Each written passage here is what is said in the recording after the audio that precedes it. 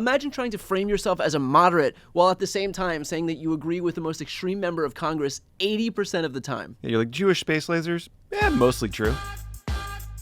I'm Tommy Vietor. I'm Brian Tyler Cohen. And today we are going to be talking about some of the most extreme Republican candidates running in states in 2024. This episode of Liberal Tears is brought to you by Zbiotics Pre-Alcohol Probiotic, your first drink for a better tomorrow.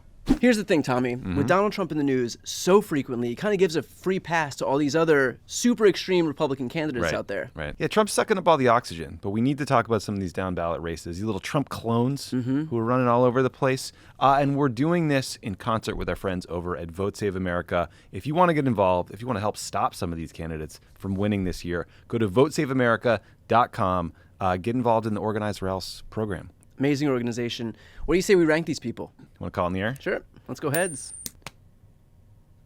Tails, bro. All right. Okay. I am going to start with my man, Mark Robinson. Ain't but two genders, ain't nothing but men and women. There's no reason anybody anywhere in America should be telling any child about transgenderism, homosexuality, any of that filth. And yes, I called it filth. We could pass a bill saying you can't have an abortion in North Carolina for any reason. Good news, bad news about Mark Robinson. Bad news, he's the current lieutenant governor of North Carolina. Good news, he's running for governor and we can stop him. He said that the Marvel movie Black Panther was, quote, created by agnostic Jew and put to film by satanic Marxists. That was only, quote, created to pull the shekels out of your Schwartz pockets. Pretty mainstream Republican, I'd say. He called Beyonce a skank. He also said, I absolutely want to go back to the America where women couldn't vote. And he's the nominee. He's the nominee for governor of North Carolina. The fact that they're putting him forward shows where the center of the Republican Party is today. So we got to win that governorship. All right, for my choice, I'm going to go with the other half of this duo, Kari Lake. Oh, I knew it. He's willing to sacrifice everything I am. That's why they're coming after us with lawfare. They're going to come after us with everything. That's why the next 6 months is going to be intense. And we need to strap on our, let's see. What do we want to strap on? We're going to strap on our seatbelt. We're going to put on our helmet or your Kari Lake ball cap. We are going to put on the armor of God.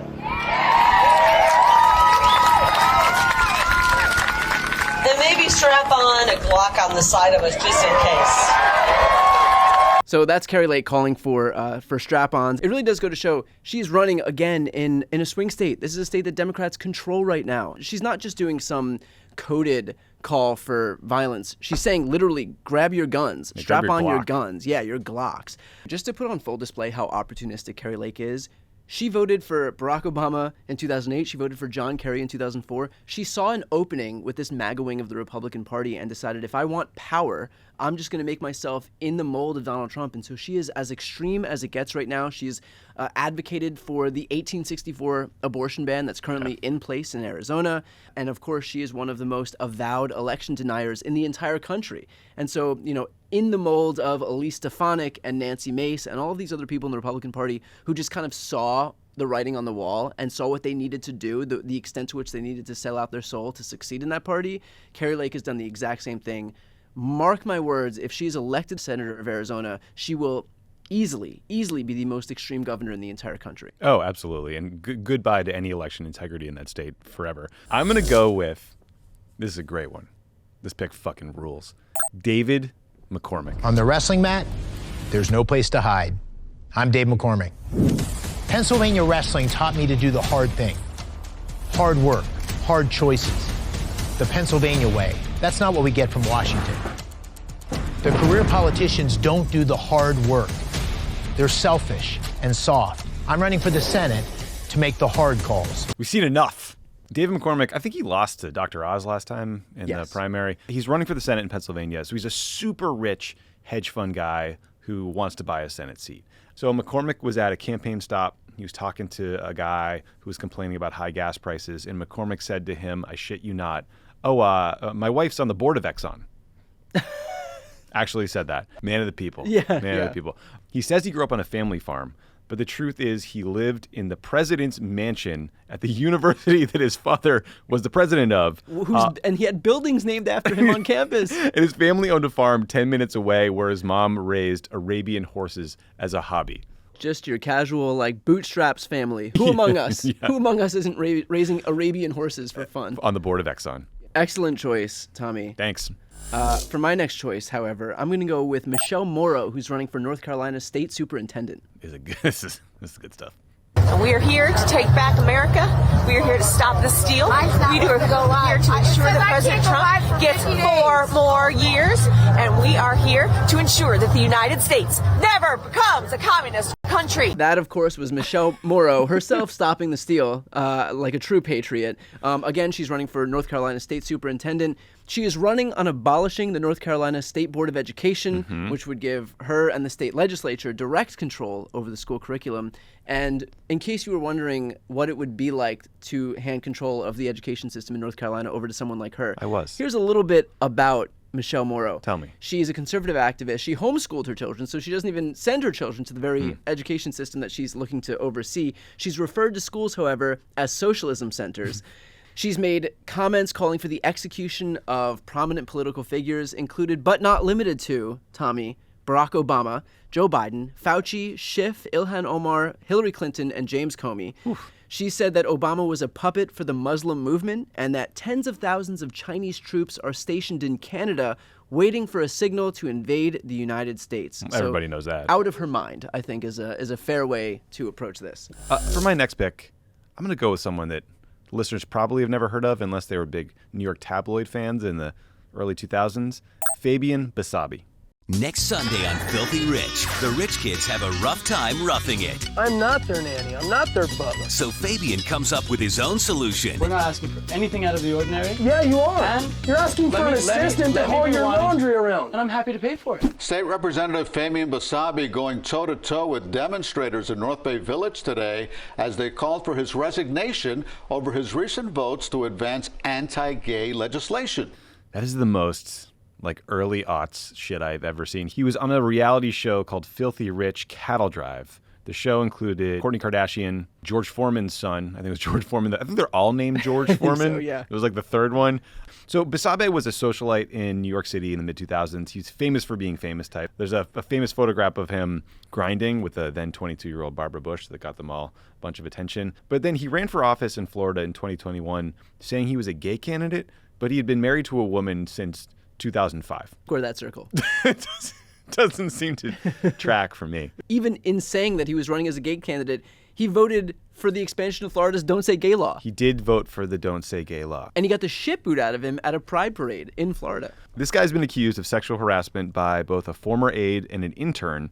One alleged that he told the aide that he wanted, quote, all of that butt, and slapped him on the buttocks during a visit to a fifth grade classroom. And it's important from the federal government all the way down to these state House seats, these state legislature seats, these state Senate seats to keep these people out of office. For my next choice, I'm going to go with Bernie Moreno running for U.S. Senate in Ohio. I am so sick and tired of Republicans that will say, I support President Trump's policies, but I don't like the man. This is a good man. This is a great American. This man wakes up every day fighting for us, fighting for this country. He loves this country like no other leader of this nation has ever loved this country.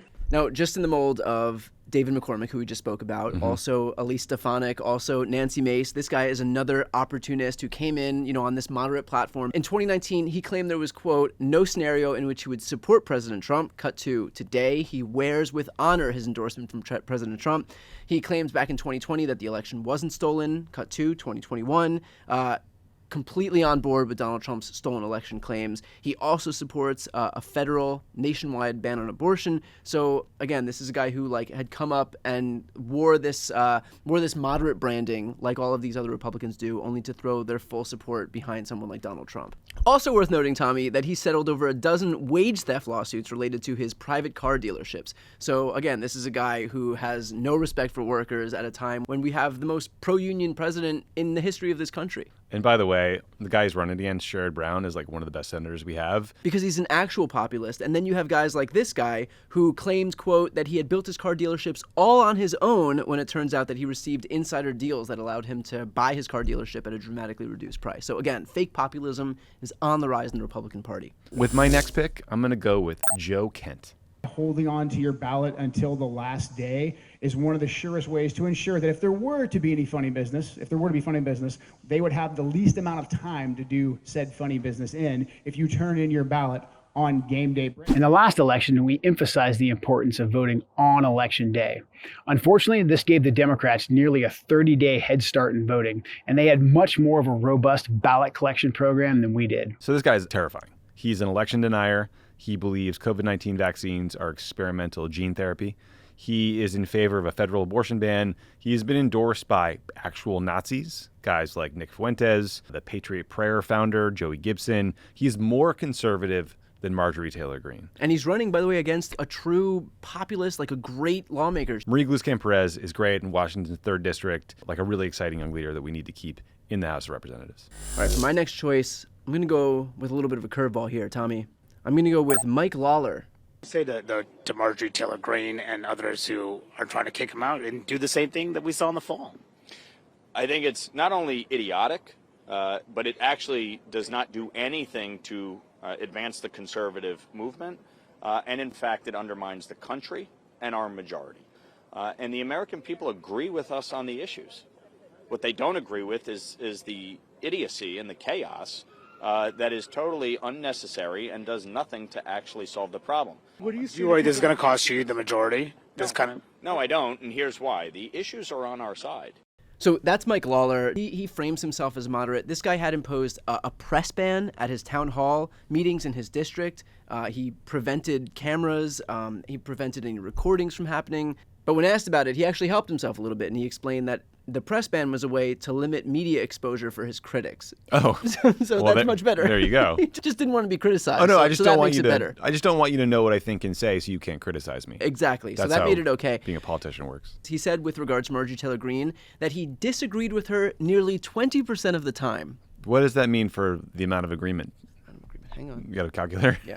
It was like a lot of percent left. 80% of the time. 80%, that's B minus. Agrees with Marjorie Taylor Greene 80% of the time. Imagine trying to frame yourself as a moderate while at the same time saying that you agree with the most extreme member of Congress 80% of the time. Yeah, you're like, Jewish space lasers? Yeah, mostly true. 4 out of 5 times. 4 out of 5 dentists agree that Jewish space lasers are real. For my last pick, can't believe you fell this far. I'm going to go with California's own Mike Garcia. GOP Congressman Mike Garcia from Santa Clarita under fire tonight, accused of selling off thousands of shares of Boeing right before the release of a devastating report back in 2020. A story published in the Daily Beast claims Garcia sold 50,000 shares of Boeing weeks before his committee made public a devastating report connected to the deadly crashes involving Boeing's 737 MAX. This guy sold $50,000 worth of Boeing stock right before Congress released a report about the 737 MAX Boeing jets, and the stock dropped like a rock, much like the planes. He's running for Congress in California's 27th District. He refused to certify the results of the 2020 election. He supports the Life at Conception Act, which bans all abortion and even some forms of birth control. There is no reason why in a suburb of Los Angeles, California, this guy who ran for his seat on, quote, defeating socialism and building the wall should be a representative here. We have to beat Mike Garcia. All right, for my last choice, I'm going with Ryan Zinke. He rode in on a horse.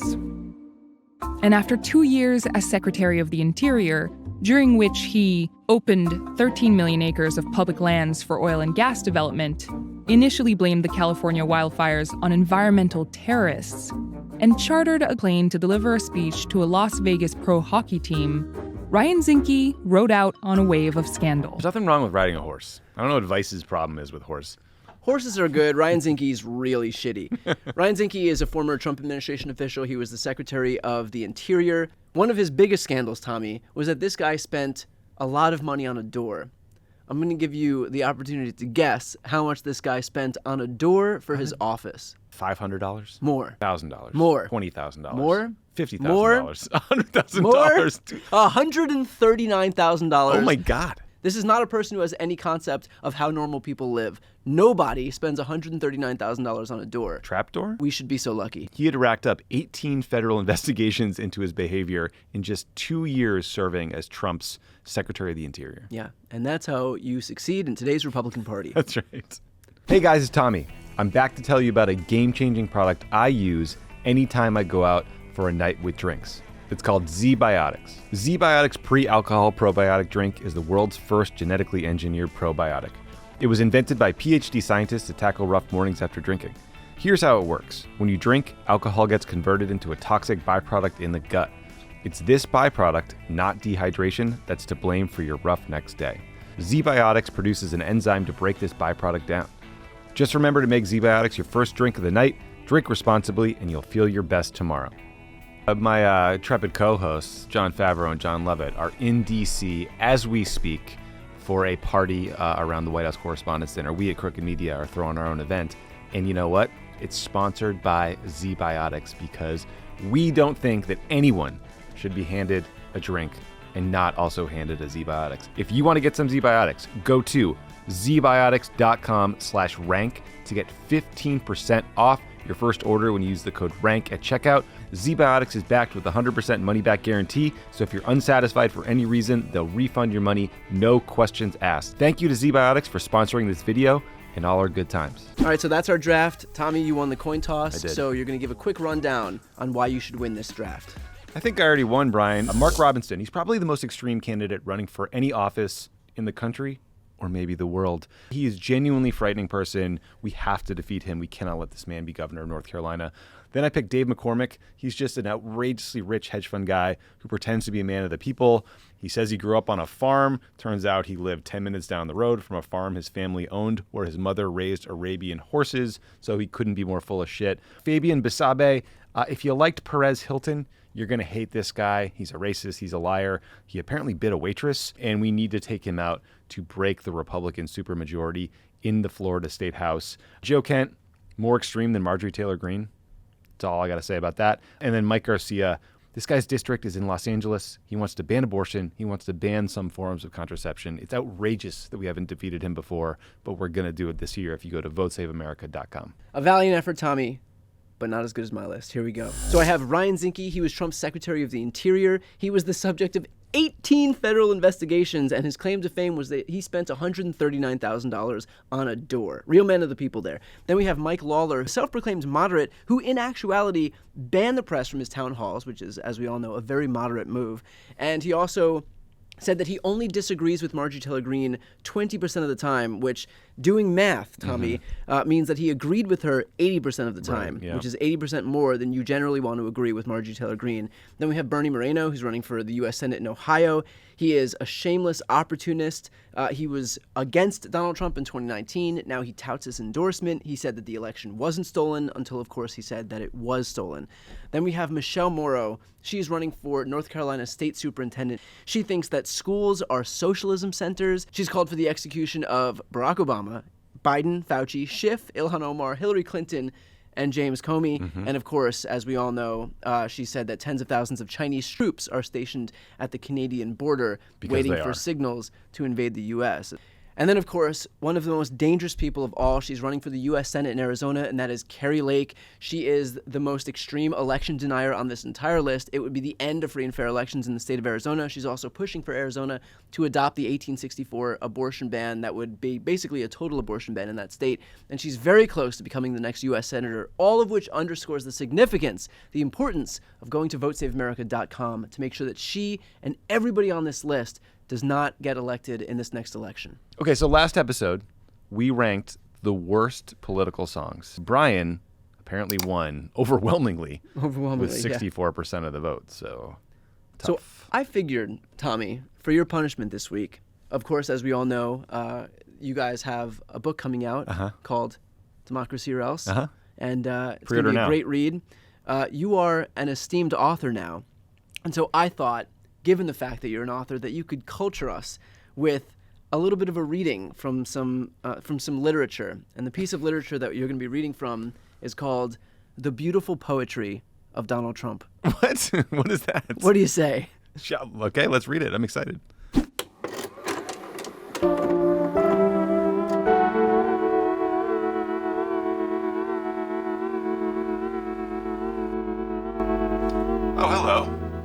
See you there. Welcome, fellow wordsmiths, to the Poet's Corner with Tommy Vietor, your sanctuary for all things lyrical and literary. I'm your guide through the labyrinth of language. Join me as we embark on a journey through the landscape of poetry, where every syllable is a brushstroke on the canvas of our minds. Together we'll unravel the mysteries of metaphor, dance with the rhythm of rhyme, and bask in the brilliance of poetic expression. Today, we'll be reading from a selection from my favorite poet, Donald J. Trump. Crooked Hillary, a haiku. She got schlonged, she lost. A nasty, horrid woman. Time to drain the swamp. Wonderful. This poem is called A Beautiful Simple Life. Beautiful bikes, beautiful aircraft carriers, beautiful coal, beautiful lie by Crooked Hillary, beautiful hats, beautiful women, beautiful tanks, beautiful Humvees, beautiful copper piping, beautiful auto plant, beautiful Marines. I've never seen scissors that look this beautiful before.